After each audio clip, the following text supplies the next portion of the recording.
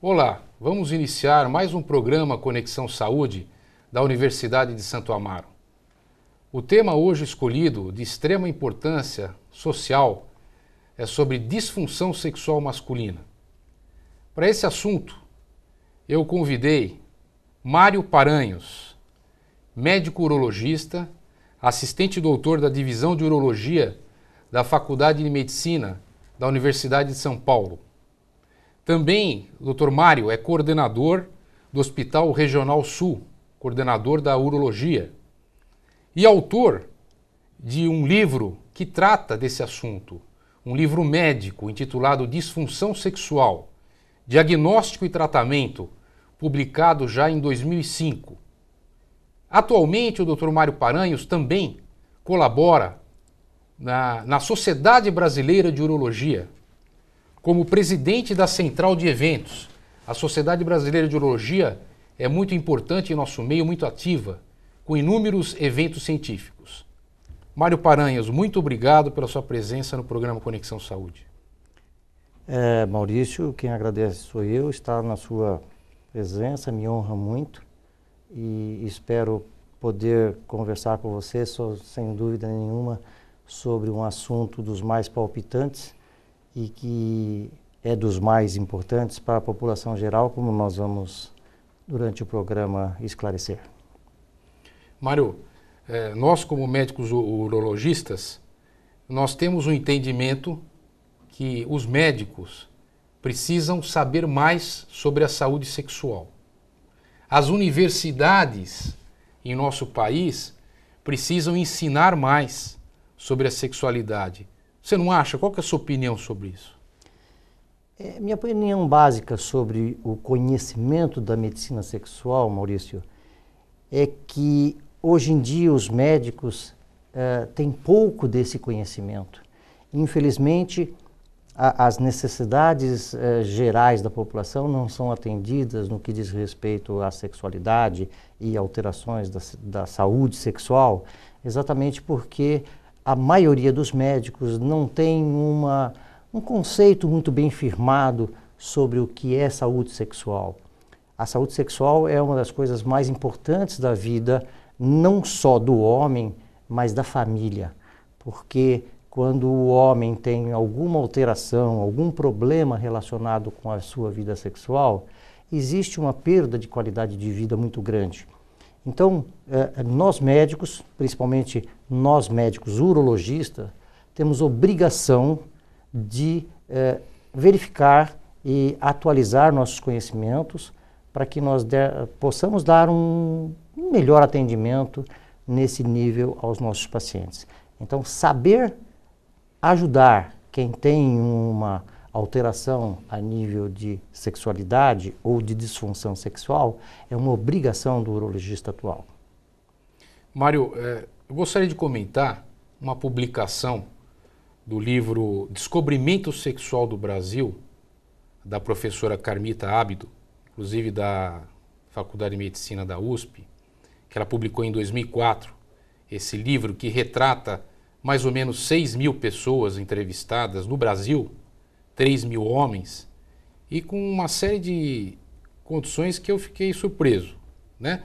É uma coisa interessante. Por exemplo, eu vou te colocar o início da experiência sexual completa no Brasil, com penetração nos homens, em média de 14 anos a 18 anos de vida. Você veja, hoje um rapaz de 14, 15 anos, ele está iniciando a sua experiência sexual. É uma coisa, para mim, até bem surpresa. Surpreendente. Através da pesquisa dela. Sem dúvida. Coisas interessantes como que o conceito geral dos homens sobre o porquê que ele não tem o seu desempenho sexual satisfatório, 50% manifestam pelo cansaço físico, um dado isolado. O que eu queria comentar com você, e que você já relatou muito bem, que a disfunção sexual hoje representa um marcador de saúde, por diversos aspectos, né? Principalmente do ponto de vista cardiológico, né? Exato. Maurício, você comentou uma gama muito grande de coisas que acontece com o início da vida social do homem. Nós não podemos esquecer uma coisa que é há muito tempo considerada. O descobrimento da vida sexual é o descobrimento do sexo. A curiosidade em relação ao sexo é o que move a sexualidade. E sem sombra de dúvida, quando você tem um bom encaminhamento para esse descobrimento, vamos dizer, um descobrimento saudável do sexo do jovem, ele vai ter um bom desenvolvimento em sua vida sexual. Existe nesses trabalhos que a Carmita, que é uma pessoa que é muito estudiosa em relação a essas posições do brasileiro, nesse trabalho ela verificou que grande parte do homem que tem problema sexual está relacionado com o seu aprendizado sexual. Então, Desde o início da vida sexual. Sem dúvida. Com o passar do aprendizado sexual do homem, ou ele passa a ser um bom parceiro, ou ele passa a ser um mau parceiro. E sem sombra de dúvida, ele, quando tem um mau desempenho, ele tem uma má performance sexual, ele vai buscar na vida normal dele todas as desculpas possíveis. Uma hora é o cansaço, outra hora é o estresse de vida, outra hora são a falta de dinheiro, ou etc. E que, normalmente, não é exatamente, isso foi visto nessas pesquisas, não é exatamente o que a parceira acha. Então, esta vida sexual de um indivíduo na sua plenitude sexual depende muito da sua parte de descobrimentos. Em relação ao modo dele trabalhar isso, é extremamente importante, porque em relação ao sexo, ao ele começar a ter problemas, isso pode estar significando um aparecimento de alguns problemas orgânicos, como muito bem falado por você, Maurício, sobre as alterações cardiológicas. Só fazendo um espaço, um parênteses, hoje nós urologistas sabemos que um dos sintomas mais precoces das alterações cardiológicas é a disfunção erétil. Então, todo indivíduo que tem uma disfunção erétil, que procura um urologista, precisa ter como respaldo uma procura e uma melhor avaliação cardiológica. Por quê? Porque a sexualidade é um conjunto muito grande de fatores. Então, o indivíduo que é um diabético, muitas vezes não sabe, ele começa a ter uma disfunção sexual. O indivíduo que tem um problema qualquer de angústia ou de qualquer alteração mental ou psicológica, ele começa a desenvolver como sua primeira sintomatologia uma alteração sexual. Enfim, hoje, nós, médicos que militamos nessa área de medicina sexual, não achamos que nós somos um médico de sexo. Nós somos um médico de saúde do homem. Hoje, esse tema é extremamente importante, inclusive a própria Sociedade Brasileira de Urologia, do qual eu faço algumas coisas, inclusive a educação continuada sobre a saúde do homem, é sobre a saúde sexual do homem. Então, muitas vezes, o indivíduo precisa se tratar sexualmente para ter uma saúde global compatível com uma boa vida. Mário, é muito interessante o retrato, por exemplo, do homem que está no nosso consultório urológico, e a gente sabe que 50% dos homens têm vergonha ainda hoje e não manifestam a sua dificuldade em relação à sua sexualidade. Então, muitos médicos que estão nos assistindo, mesmo clínicos gerais, eles devem ter esse conhecimento que o paciente ele não relata suas queixas sexuais ainda hoje por vergonha em 50% dos casos, não é verdade, mãe? Maurício, você não pode esquecer, fundamentalmente, que nós fazemos parte de um povo latino. E o povo latino, fundamentalmente, é machão. Então, os tabus que existem relacionados ao sexo são muito grandes. É muito interessante porque o indivíduo entra no consultório, nós que temos uma certa experiência maior em relação à sexualidade, a gente sabe que todas as queixas que o paciente nos traz é uma forma de ele aos poucos, dar a oportunidade ao médico, para o médico entrar nas suas brechas e começar a perguntar sobre a sua sexualidade. Exatamente. Muitas vezes o paciente nos traz algumas queixas que nós sabemos que aquelas queixas não existem, ou são muito simples para ele ter uma qualidade de vida ruim, tal como ele nos trouxe para chegar ao nosso consultório.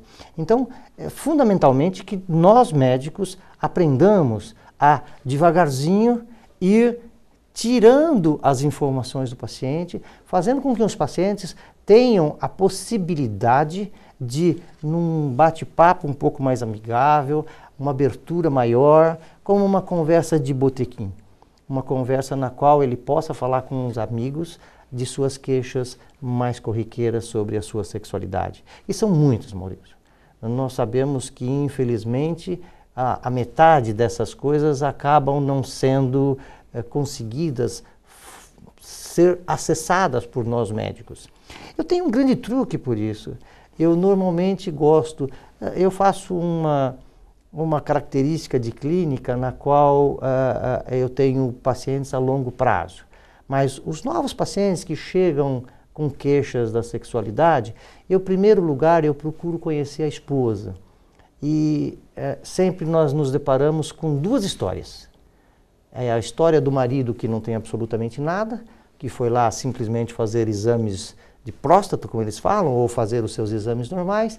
E a história da mulher, que esta sim fala que de fato o marido dela tem alguns outros problemas, na qual a gente começa a ter uma certa ação.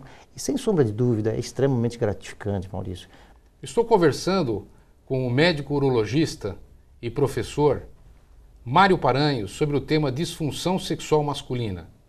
Nós vamos agora para um breve intervalo e já retornaremos com mais o programa. Voltamos para o segundo bloco do programa Conexão Saúde com o tema disfunção sexual masculina. Mário, vamos dar sequência então agora ao tema com uma questão um pouco mais técnica. Então, relacionado à dificuldade de ereção. Quais são as principais causas, eu gostaria que você relatasse para a nossa população, as principais causas da disfunção erétil? Ok.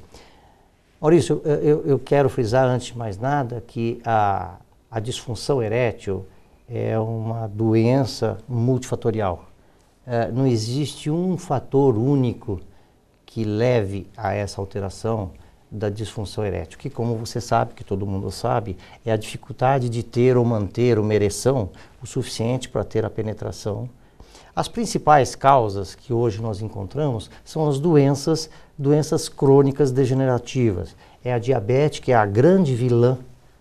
A diabetes é uma destruidora na surdina, como nós falamos, porque ela vai afetando o indivíduo e muitas vezes um dos primeiros sintomas e sinais da diabetes é exatamente uma dificuldade de ereção.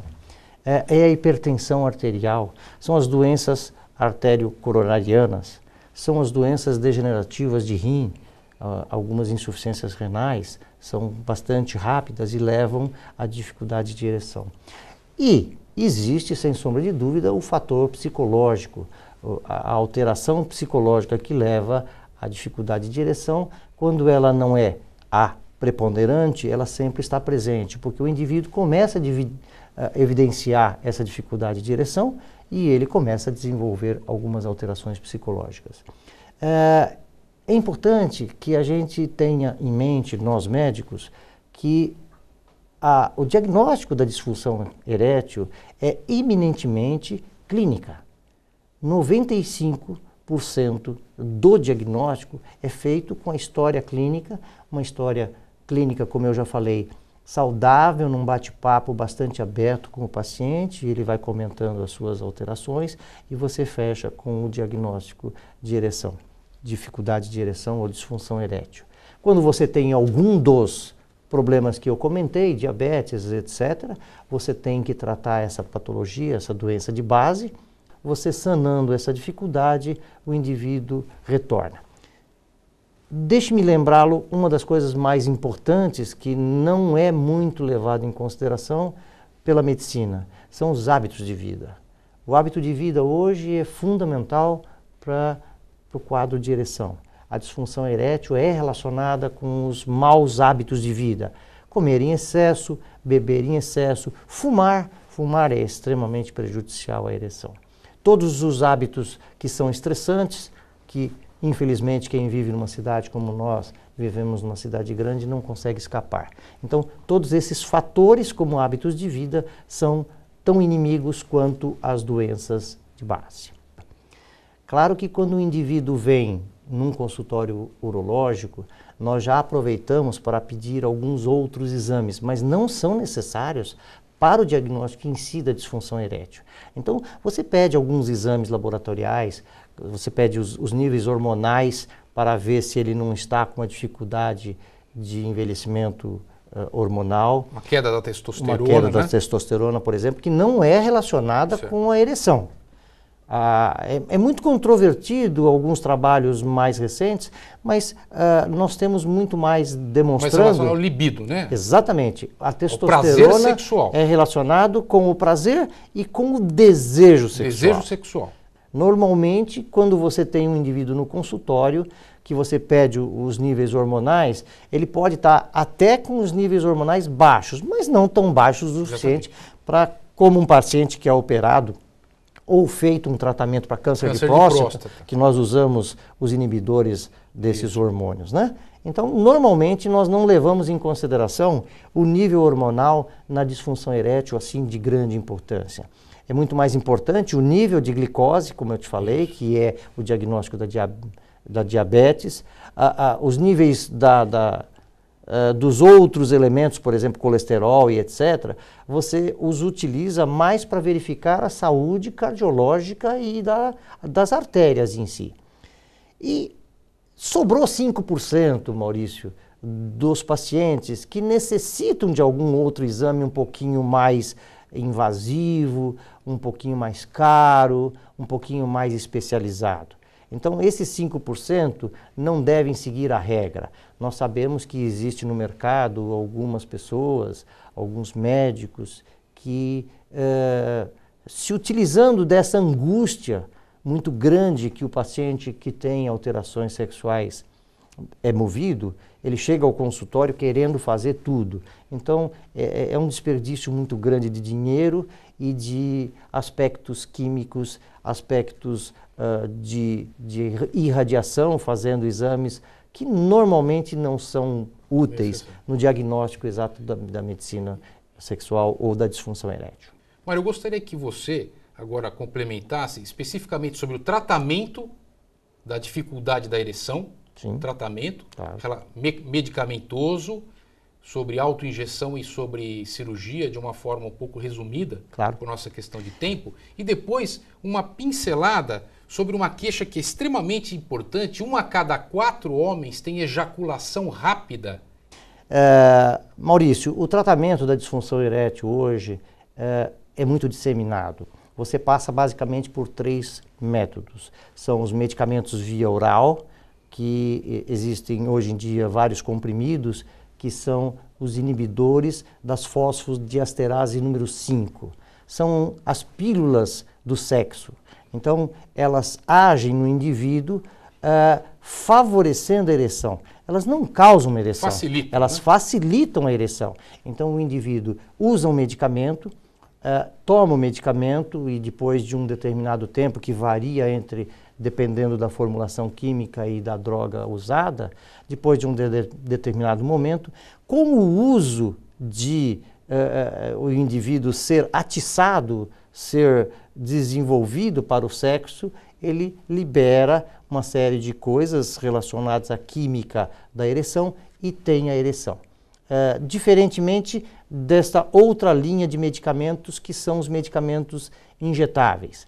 Medicamentos injetáveis são os colocados, injetados diretamente dentro do corpo cavernoso.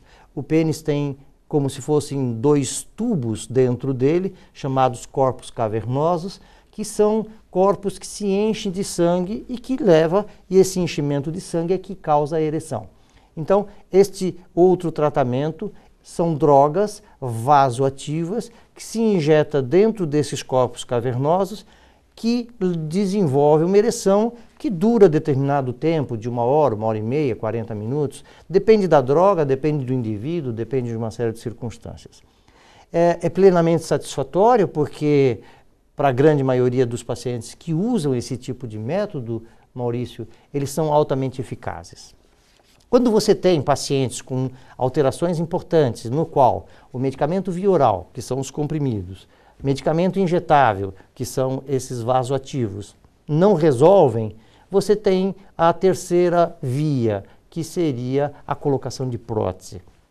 A colocação de prótese, existem várias próteses no mercado.